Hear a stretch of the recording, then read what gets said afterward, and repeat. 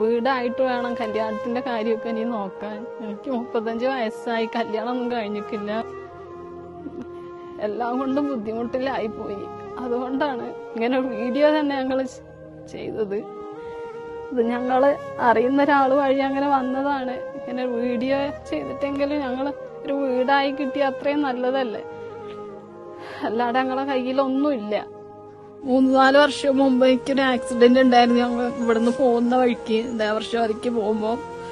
അതിനുശേഷം എനിക്കും വയ്യ. പക്ഷെ ഇതിനു മുമ്പുള്ള വീഡിയോയിലൊന്നും ഞാൻ പറഞ്ഞിട്ടില്ല. പക്ഷെ ഇപ്പൊ അതിന്റെ കാര്യങ്ങളും ഇനി നോക്കാനുണ്ട്. അതിനു മുമ്പൊന്ന് വേഗം വീടായിട്ട് വേണം ഇനി ഹോസ്പിറ്റലും കാര്യങ്ങളൊക്കെ ആയിട്ട് നോക്കാൻ. നല്ലൊരു ഡോക്ടറെ പോലെ പോയി കണ്ടിട്ടില്ല, അതുവരെ കാണിച്ചിട്ടില്ല, കാണിക്കാനുള്ള വഴിയില്ല.